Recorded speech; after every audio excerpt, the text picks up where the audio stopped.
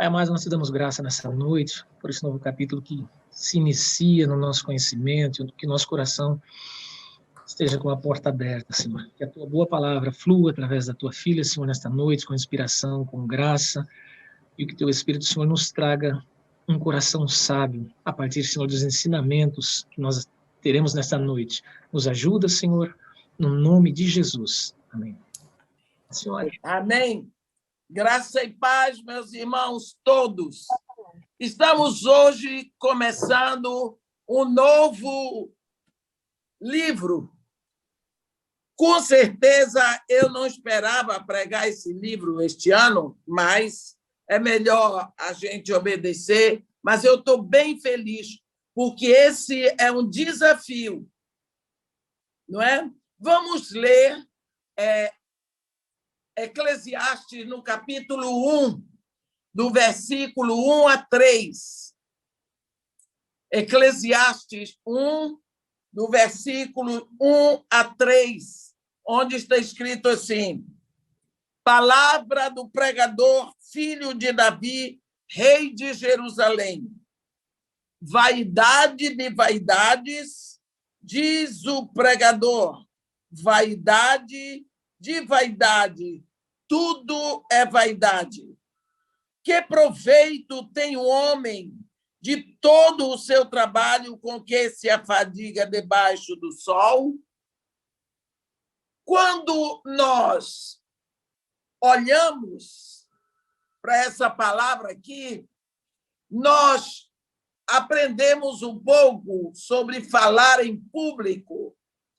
E quando nós aprendemos um pouquinho, somos ensinados a evitar repetições, porque a fala se torna muito monótona e cansativa. Mas aqui, em Eclesiastes, o autor, o pregador, abusa das repetições, e isso torna o assunto dele mais interessante. Isso é uma regra contrária à regra dos ensinos de oratória. Nós aprendemos em oratória a evitar repetições. Aqui ele repete e fica tudo mais interessante. Ele, o autor de Eclesiastes, ele quer que nós vejamos que, quando ele olha para este mundo caído, que jaz no maligno, com olhos puramente naturais, a vida do homem não tem absolutamente nenhum sentido. Ele vai, no nosso estudo, nós vamos ver passo a passo o que é a vida do homem debaixo do sol. O argumento de Eclesiastes está sintetizado aqui nesses 3 primeiros versículos, desenvolvido nos 12 capítulos seguintes e fechado lá no final. Mas o conteúdo dele, o assunto dele, nós vamos ver que o sentido está todo nos 3 primeiros versículos. Esses 3 primeiros versículos sintetizam o livro de Eclesiastes. Palavra do pregador, filho de Davi, rei de Jerusalém. Vaidade de vaidade, diz o pregador. Vaidade de vaidades, tudo é vaidade. Que proveito tem o homem de todo o seu trabalho com que se afadiga debaixo do sol? A ênfase de Salomão que ele dá é sobre a vaidade da vida humana e leva as pessoas que não gostem do pregador Eclesiastes, porque Eclesiastes, no grego, é uma palavra que significa pregador. Por isso, esse livro é o menos lido da Bíblia. O livro menos lido da Bíblia é Eclesiastes, depois 1 Crônicas e depois Apocalipse. Com certeza absoluta, não é o livro mais difícil, mas parece que Salomão é um pregador que nunca deveria ter sido diplomado. Martinho Lutero nos aconselha a entrar fundo nesse livro.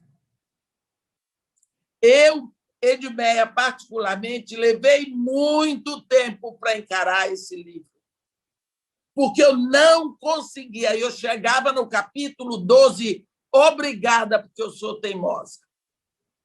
Porque é um livro cheio de vaidade. Pode fazer tanto sentido à nossa vida espiritual. Eu não entendia isso, eu não compreendia por que tanta repetição de vaidade.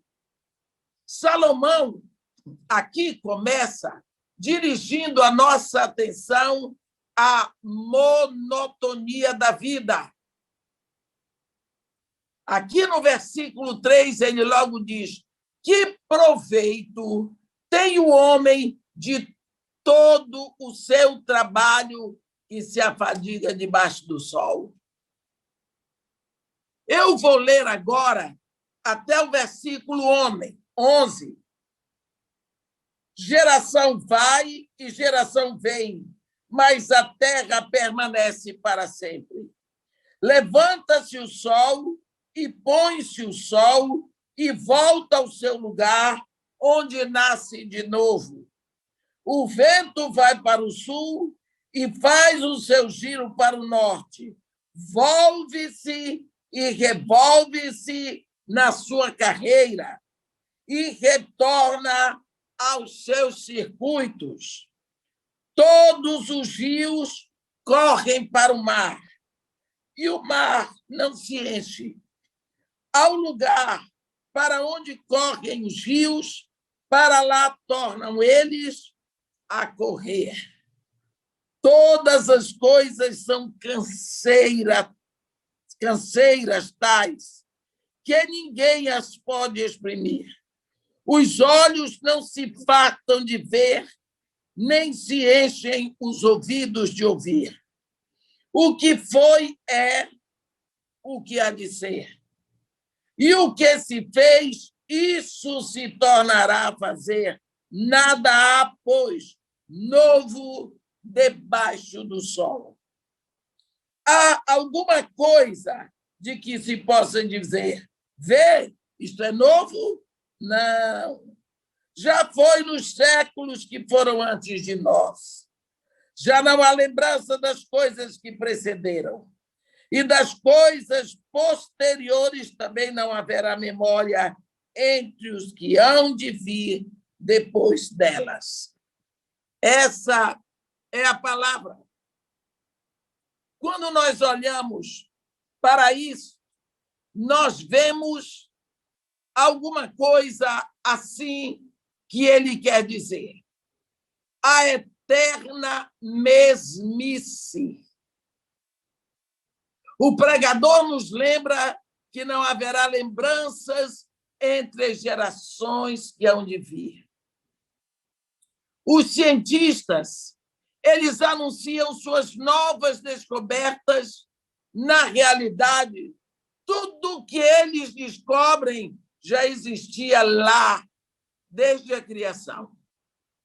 Os historiadores explicam como as coisas aconteceram, mas não explicam o porquê de haverem acontecido. Salomão aqui está descrevendo a vida sem Deus. Porque onde não há Deus, não há alegria. Tudo é vaidade, não faz o menor sentido. Tudo debaixo do sol é assim. A esperança vem apenas quando olhamos para as coisas que estão acima do sol. Nós vamos ver, durante o nosso estudo de Eclesiastes, como se houvesse uma barra, uma linha separatória. O que está do sol para baixo e o que está do sol para cima. O que está do sol para baixo é vaidade, quer dizer, vai, é passageiro. E o que está do sol para cima é eterno. É lindo ver como esse homem fala do sol. O sol, para ele, é um limite. O sol, para ele, é até onde se pode ir. É interessante isso. A palavra de Deus nos diz, lá em 1 de Reis 4, quando nós lemos do versículo 30 e 31, era a sabedoria de Salomão maior do que a de todos do Oriente e do que toda a sabedoria dos egípcios, era mais sábio do que todos os homens, mais sábio do que Etã Esraíta e do que Remã, Calcol e Darda, filhos de Maol. Etã compôs o Salmo 89. Se você quer que eu lhe diga, eu pesquisei todos esses homens.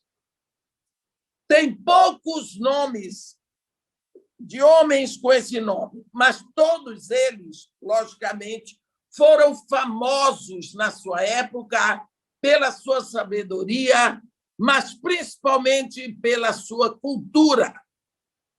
E a Bíblia está dizendo que, com toda a cultura desses homens, Salomão era mais sábio do que eles. Ele confessa que a sua alma não encontra satisfação e não vê nenhum sentido. É como correr atrás do vento. Se você olha bem, você que tem o Espírito Santo,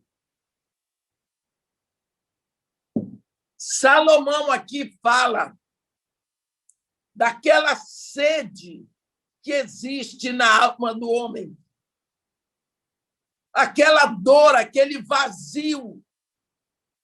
Mais tarde, nós vamos ver, ainda hoje, ele falar melhor deste vazio que está no coração do homem. Há quem diga que Eclesiastes é o maior livro de filosofia, porque filosofia significa amor à sabedoria. Philos é amigo, Sofia, sabedoria. Então, o Eclesiastes é o maior livro de filosofia. Outros dizem que este livro é pessimista, mas isso tudo está errado, porque Salomão não está negando o benefício que a sabedoria traz à vida do homem, mas que a sabedoria sozinha não faz sentido sem Deus. Porque Deus, o temor do Senhor é o princípio de toda a sabedoria. Há um momento em Colossenses 9 em que Paulo ora pedindo que os cristãos de Colossos transbordem do pleno conhecimento da vontade de Deus em toda a sabedoria e entendimento espiritual. Isso significa que eles passariam a ver as coisas do ponto de vista de Deus. Eu vou dar uma lida agora dos versículos 15 ao 18. Está escrito aqui: aquilo aquilo que é torto não se pode endireitar. E o que falta não se pode calcular. Disse comigo: eis que me engrandeci e sobrepujei em sabedoria todos os que antes de mim existiram em Jerusalém. Com efeito, o meu coração tem tido larga experiência da sabedoria e do conhecimento. Apliquei o coração a conhecer a sabedoria e a saber o que é loucura e o que é estultícia, e vim a saber que também isso é correr atrás do vento, porque na muita sabedoria há muito enfado, e quem aumenta a ciência aumenta a tristeza. Vamos ver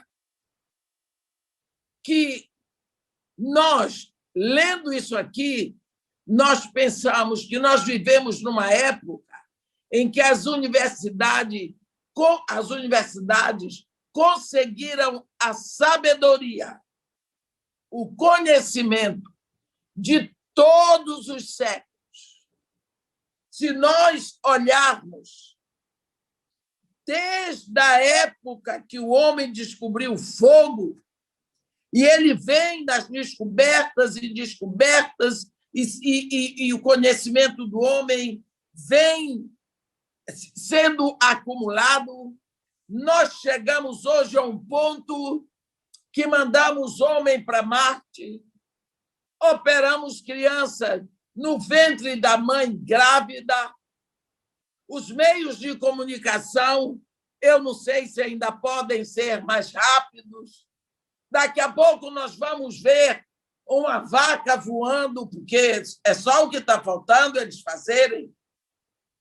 E de uma hora para outra, todo esse conhecimento humano, nós percebemos uma corrida do homem pelo dinheiro.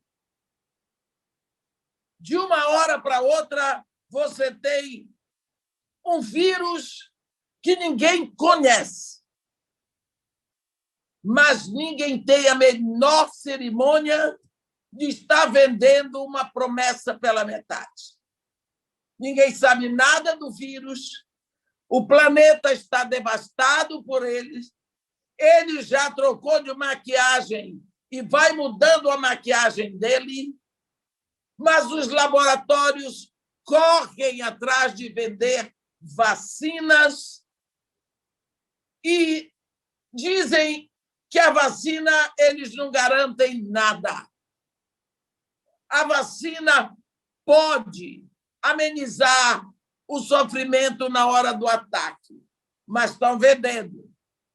É Pfizer, é Coronavac, é Sputnik, é Johnson & Johnson, tem essa tal de Moderna, é Oxford. Quantos produtores de vacina? Nenhum diz essa aqui é 100%. Todos olhando para um ponto, é a hora de vender, porque é a hora que todo mundo vai comprar. Quando nós olhamos para a explosão científico-tecnológico que nós temos hoje, e nós vemos os milionários correrem atrás de dinheiro, nós vemos o quadro todo que está debaixo do sol. O Deus que reina debaixo do sol é Mamon, é o dinheiro, é o engano, é o brilho, é a maquiagem.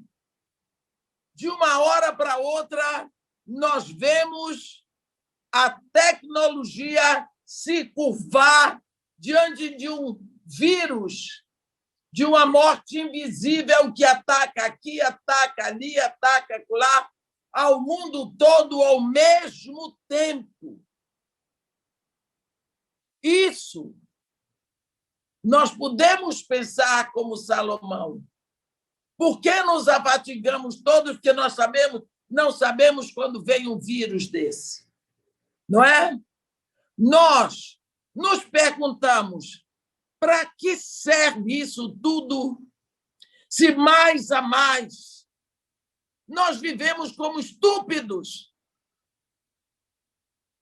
Como estúpidos. Vivemos correndo para trabalhar mais, para gastar mais. Somos constantemente influenciados pela mídia. A verdade é que nós parecemos hoje saber muito mais a respeito de quê? De muito menos. Sabemos muito mais a respeito de muito menos. E aí vem o filósofo que diz: eu só sei que nada sei. As pessoas que adquirem mais sabedoria do ponto de vista do mundo são presas de enfado, de cansaço, de tristeza. São vítimas de drogas, de dificuldades em relacionamentos. A sabedoria tem vantagens, mas não é a vida. Vi esses dias acontecer uma coisa única no mundo. Um país, o Japão, fundou um ministério que nunca teve no Japão, não tem em nenhuma outra nação. O Ministério da Solidão.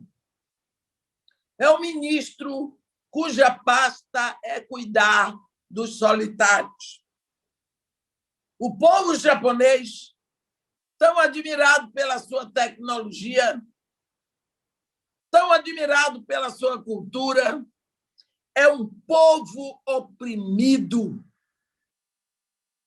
É um povo oprimido e triste. É um povo amarrado. É o povo que mais comete suicídio nesse planeta. E quando nós pensamos nisso, existe lá a cultura do harakiri? Não, não é só isso, não. Eu estava conversando com meu neto semana passada, ele tem 14 anos, mas ele é um menino que lê muito. Ele disse: não, Pabu, lá existe uma floresta chamada Aokigahara. Aokigahara. Essa floresta existe para as pessoas se suicidarem, mas não é com harakiri. Elas vão a essa floresta e se penduram numa das árvores, porque tem a crença de que eles voltam melhores. Então, é um lugar só para suicídios. E de onde vem isso tudo? Por que as pessoas, numa nação tão admirada, principalmente pelos brasileiros, desistem de viver? Por quê? Porque tudo é enfado debaixo do sol, sem ter a alegria do espírito. Tudo é enfado, sem Deus. Não adianta você ir atrás de todas essas coisas. Nós vamos ler agora o capítulo 2, de 1 a 8, porque agora o pregador vai entrando no assunto definitivo. Capítulo 2. Disse comigo: vamos, eu te provarei com a alegria.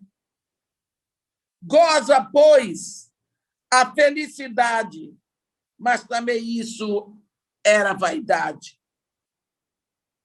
Do riso, disse: é loucura. E da alegria, de que serve?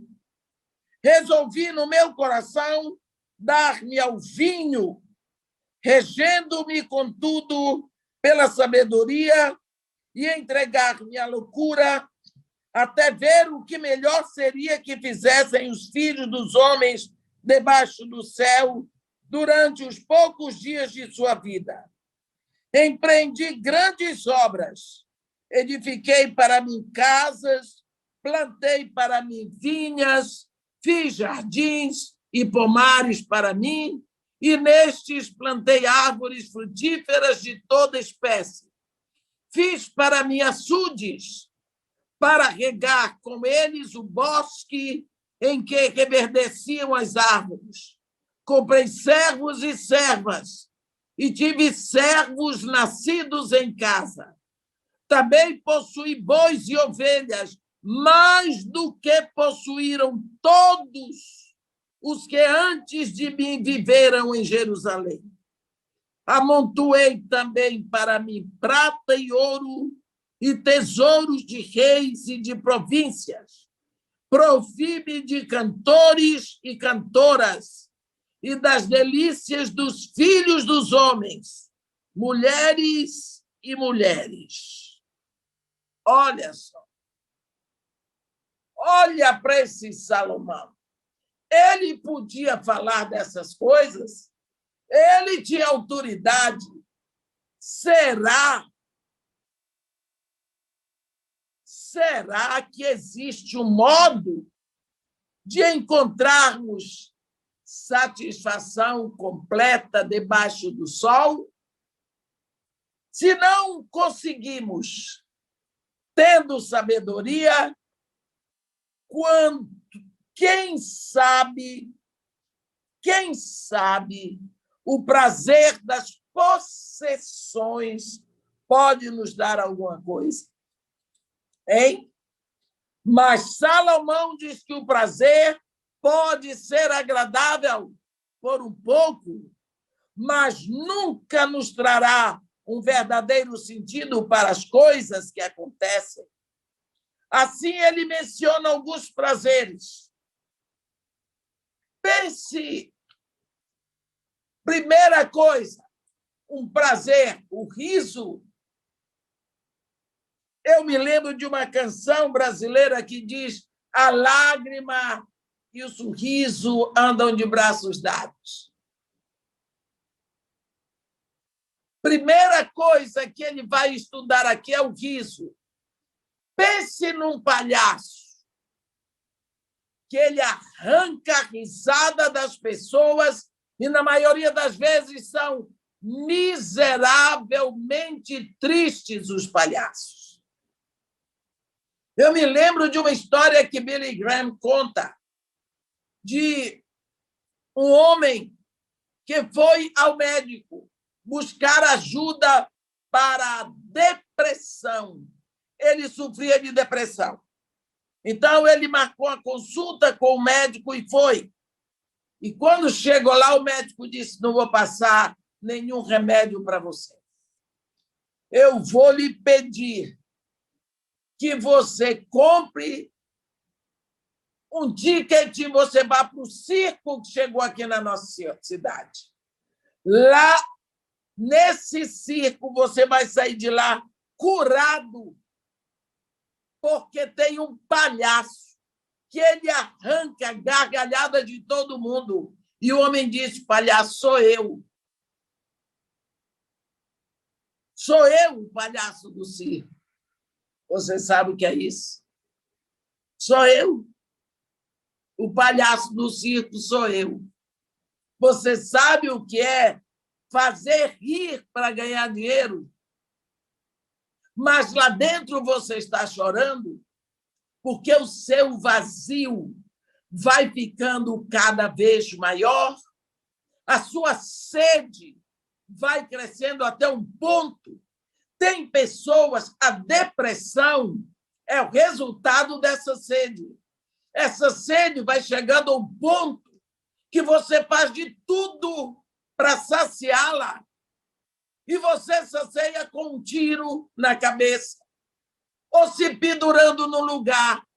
Você acha, quando uma pessoa que está em depressão, ela procura a morte, ela não acha que ela vai encontrar o fim. Ela está buscando o remédio para aquela dor, para aquele vazio, para aquela angústia que ela encontra.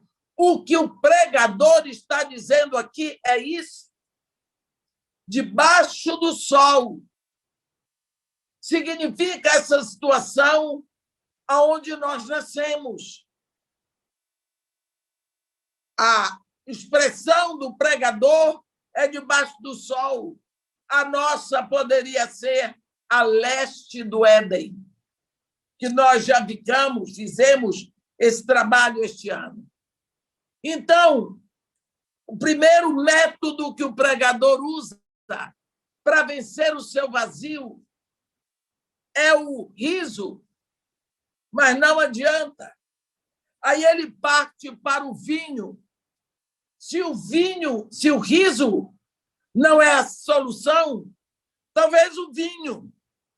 A bebida alcoólica pode ajudar, mas, de acordo com o pregador, também não resolveu. Eu me lembro de um rapaz muito agradável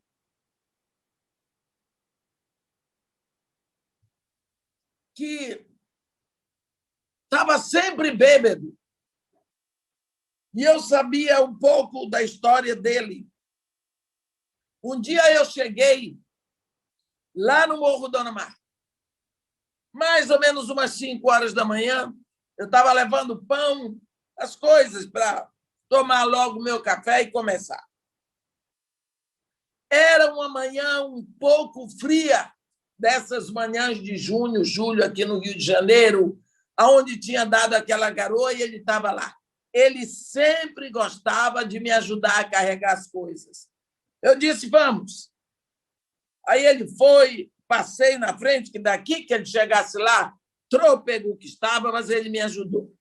Abri a porta, botei água no fogo para fazer café, comer a mesa. Eu disse para ele, fica que eu quero tomar café com você hoje. Eu disse para ele, meu filho, nós vamos orar agora pelo alimento. Você é um rapaz tão agradável, eu lhe quero tanto bem. Por que você bebe tanto? Ele disse, por causa disso aqui, e estendeu a mão assim para a favela. Eu disse, meu filho, mas quando passa o efeito da bebida, isso aqui está mais forte porque você está mais fraco. Ele disse para mim, eu bebo de novo. Há naquele livro, O Pequeno Príncipe, um momento em que, no planeta do bêbado, o Pequeno Príncipe pergunta para ele, você bebe por quê? Ele disse, porque eu tenho vergonha. Não, você bebe por quê? Ele disse, para esquecer. Esquecer o quê? Que tenho vergonha. Vergonha de quê? De beber. Bebo para esquecer que tenho vergonha de beber. Será que houve uma solução? Não. A vergonha vai crescendo, vergonha quer dizer o problema, porque você vai ficando mais fraco. Aí Salomão diz que ele procura uma outra fuga, o trabalho. A incessante atividade de construir. Ele diz, empreendi grandes obras, edificou casas, plantou vinhas, fez jardins e pomares, onde plantou árvores frutíferas de toda espécie. Fez açudes para regar o bosque, comprou escravos e escravas, bois e ovelhas, amontoou prata e ouro, proveu-se de cantores e cantoras e das delícias dos filhos dos homens, mulheres e mulheres.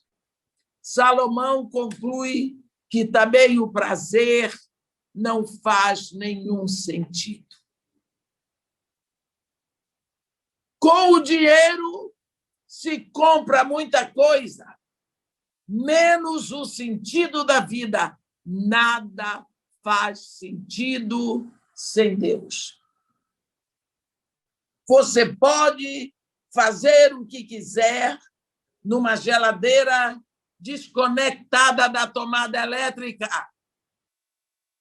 Você não vai conseguir nada de bom dessa geladeira, porque ela foi fabricada para funcionar na corrente elétrica. Assim, o homem foi criado por Deus para viver conectado em Deus. No momento em que o homem está desconectado pelo pecado, ele vai funcionar, mas ele não vai funcionar como devia. Por quê? Porque está frustrada a ação principal dele. Agora eu queria ler do versículo 9 ao versículo 11. Engrandeci-me e sobrepujei a todos os que viveram antes de mim em Jerusalém. Perseverou também comigo a minha sabedoria. Tudo quanto desejaram os meus olhos, não lhes neguei, nem privei o coração de alegria alguma, pois eu me alegrava com todas as minhas fadigas, e isso era a recompensa de todas elas. Considerei todas as obras que fizeram as minhas mãos, como também o trabalho que eu, com fadiga, havia feito. E eis que tudo era vaidade e correr atrás do vento, e nenhum proveito havia debaixo do sol. Está vendo? Riso, possessões, vinho e agora o poder. Poder. Salomão, agora, ele compartilha a sua experiência do poder. O poder é um desejo no coração do homem que se torna mais forte que o prazer. É nesse ponto que nós vemos aquela briga de dois grandes psicólogos, Alfred Adler e Sigmund Freud. Aí é que entra a grande briga e a dissensão entre essas duas correntes de estudo da psicologia. Por quê? Porque a Freud afirma que o prazer é a maior necessidade do coração do homem. Adler diz que não. A maior necessidade é poder. Edmeia, pequenininha aqui, eu concordo mais com Adler. Mesmo com a minha pouca experiência, ouvindo pessoas abrirem os seus corações. As pessoas sofrem mais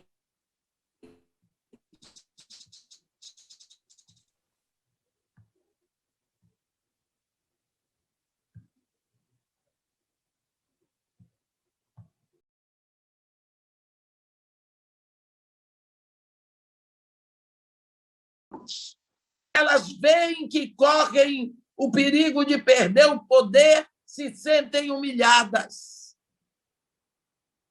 E o prazer, ela pode fingir que tem. Ela pode botar uma máscara na face e fingir que tem o prazer. Mas o poder não. O poder é visível quando o prazer é subjetivo. Então, a pessoa, quando se sente ameaçada pelo poder, aí você pensa, bota uma mulher e um homem. Bota uma mulher e um homem.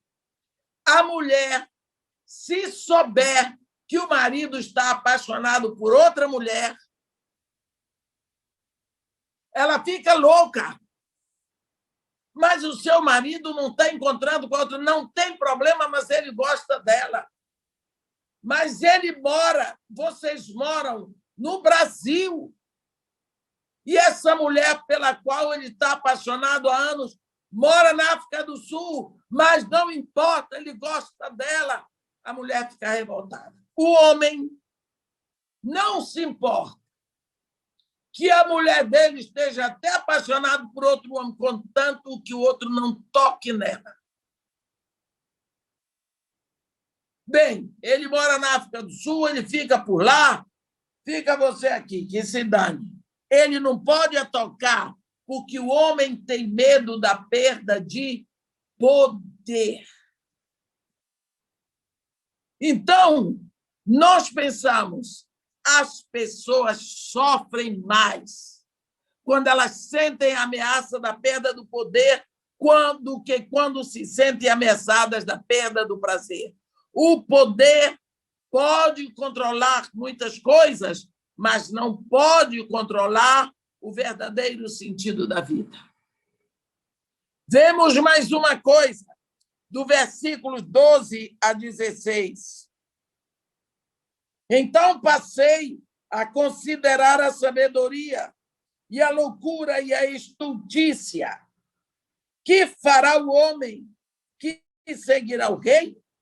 O mesmo que outros já fizeram. Então vi que a sabedoria é mais proveitosa do que a estultícia, quanto a luz traz mais proveito do que as trevas. Os olhos do sábio estão na sua cabeça, mas o estulto anda em trevas. Contudo, entendi que o mesmo lhe sucede a ambos. Pelo que disse eu mesmo, como acontece ao estulto, assim me sucede a mim. Porque, pois, busquei eu mais a sabedoria, então disse a mim mesmo que também isso era vaidade. Pois tanto do sábio como do estulto, a memória não durará para sempre, pois passados alguns dias, tudo cai no esquecimento. Morre o sábio e da mesma sorte o estulto, pelo que aborreci a vida, pois me foi penosa a obra que se faz debaixo do sol. Assim, tudo é vaidade e correr atrás do vento. Vemos que aqui Salomão começa a dizer que a sabedoria não tem vantagem sobre a estultícia. Os olhos, estultícia. Eu vou dizer uma coisa para vocês. Uma vez eu estava fazendo um estudo sobre Eclesiastes, a pessoa disse, irmã, por favor, explica aqui o que é estultícia. Eu pensei, vai ver que essa irmã está se expondo. Eu disse, vamos aqui andar na luz. Quem sabe aqui o que é estultícia? Ninguém levantou a mão. Uma igreja com mais de 300 pessoas. Porque é um termo que já não se usa. Então, as pessoas não entendem. Estultícia vem de estulto. Um estulto é um insensato, é um nécio, papo, é um tolo, é bobeira. O estulto é aquela pessoa bobalhada, que nós dizemos simplesmente é imaturo para a idade. Não é? Vemos Salomão dizer que a sabedoria não tem vantagem sobre a estultícia, porque os olhos do sábio estão em sua cabeça, mas o estulto anda em trevas. Mas quando ele pondera novamente, uma das coisas que ele descobre é que, embora o sábio tenha os olhos para ver, a primeira coisa que ele vê é a inutilidade da sua sabedoria, porque é limitada. Eu não sei se você está entendendo isso, mas deixa eu lhe dizer. O pior paciente que existe é um médico. É o pior paciente que existe porque ele conhece tudo sobre a doença dele. E ele sabe, e ele tem pavor porque ele conhece a fundo. Eu não precisa nem ser médica, ser da área da saúde. Meu filho e minha filha estão dentro de casa sem trabalhar, porque descobriram, domingo de manhã, que os 2 filhos mais velhos estão com a Covid. Por quê? Os meninos foram para o aniversário de um amigo e a escola mandou avisar que um dos meninos que estava no aniversário estava com a Covid, para fazer teste em todas as crianças. Fizeram e o menino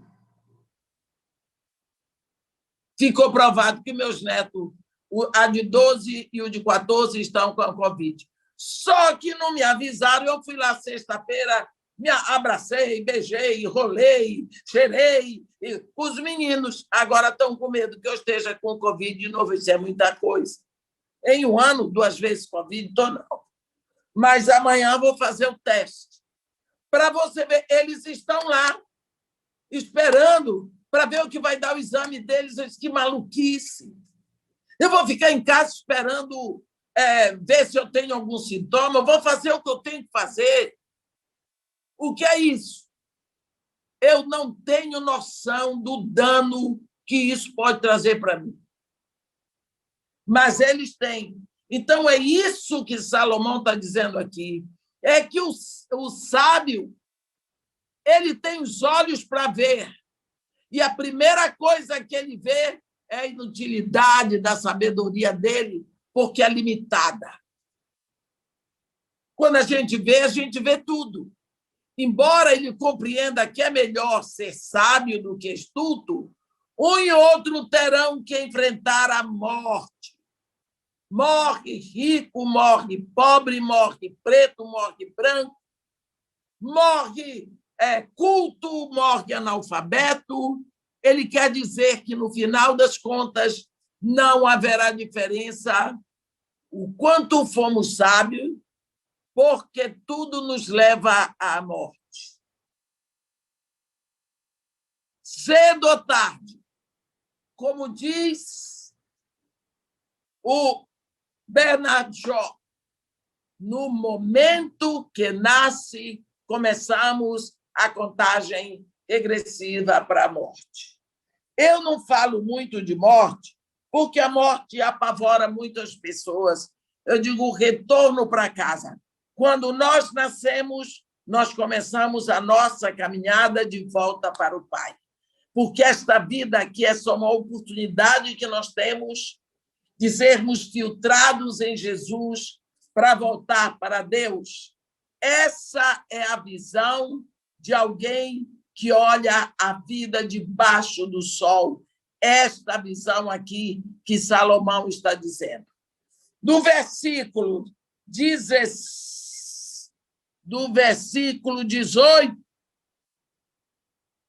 até o versículo 23, está escrito assim: também aborreci todo o meu trabalho com que me afadiguei debaixo do sol, visto que o seu ganho eu havia de deixar a quem viesse depois de mim.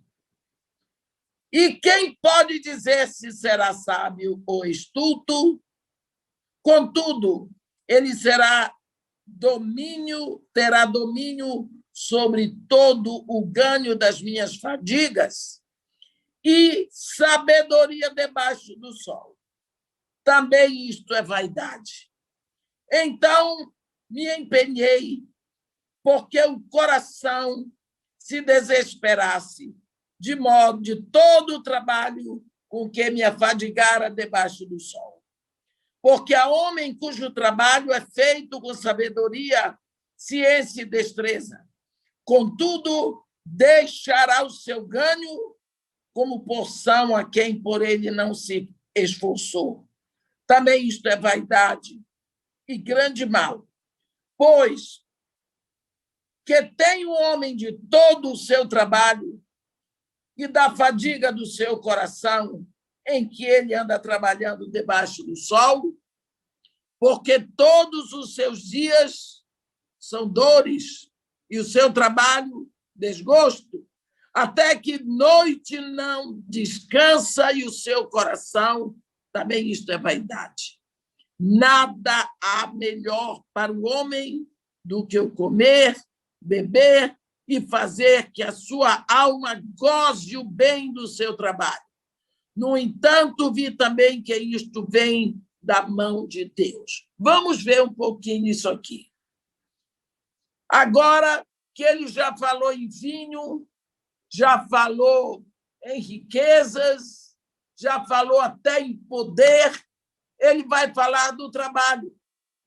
Quando Salomão medita sobre o trabalho, ele chega à conclusão que ninguém pode levar nada além dos portões da morte.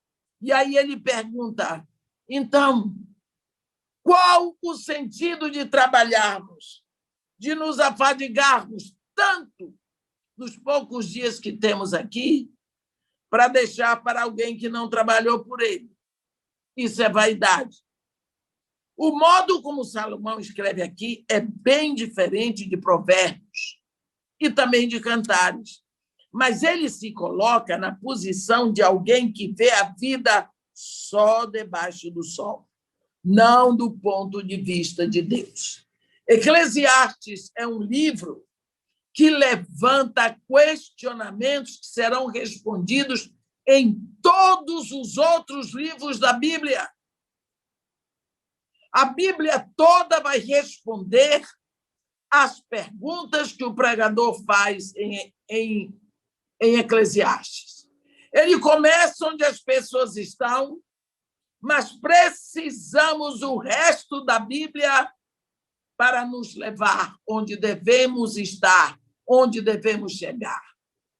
Eclesiastes nos dá um raio-x divino do coração humano, onde a fé está presente. Do versículo 24, 24. Não há melhor para o homem do que comer, beber e fazer que a sua alma goze o bem de seu trabalho.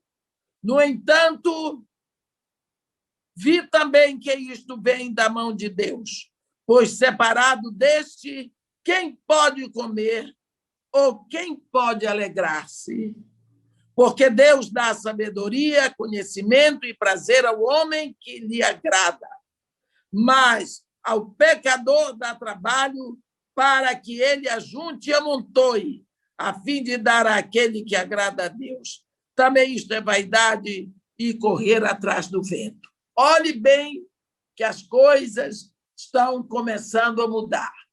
Aqui, pela segunda vez, Salomão nos apresenta a Deus. Sentimos uma luz atravessando o pessimismo, aqui no versículo 24, onde ele diz, vi também que isto vem da mão de Deus, o que significa vem lá de cima do sol. Ele está dizendo que somente quando Deus entra no assunto é que a vida começa a ter sentido e o coração sente o real prazer. Se Deus não está conosco, nada satisfaz. Ele tem que ocupar o lugar central em nossa vida, em tudo o que fazemos. Vemos aqui, como vemos no Salmo 73, Salomão mencionar que Deus deixa o pecador trabalhar e amontoar para dar àquele que agrada a Deus. Há dois caminhos abertos para nós. O primeiro é encontrar a vida em Deus e gozar da vida, a sua provisão. E o outro é tentar aproveitar a vida sem Deus. Fica claro que o segundo caminho não faz sentido, é falho. Você nasce embaixo do sol. Você quer poder, dinheiro, alegria, tudo embaixo do sol, porque você nunca creu que existe uma vida acima do sol. O sol parece ser o limite de tudo. Quando o homem não olha para uma vida eterna. Tudo para ele é vaidade, porque ele também é uma vaidade. Porque, como tudo passa, ele também vai passando. Então, esse livro, Eclesiastes, ele nos prepara ele nos leva a detalhes que às vezes nunca pensamos, para nos levar a degustar melhor a palavra de Deus. É um livro que levanta questionamentos do homem na visão de alguém que não tem Deus, para depois nos jogar nos braços do Rei em Cantares. Amém. Por hoje nós dizemos capítulos 1 e 2, porque assim faremos em 6 semanas. Que Deus nos abençoe e nos guarde, que faça resplandecer o seu rosto sobre nós e tenha misericórdia de todos nós. Amém.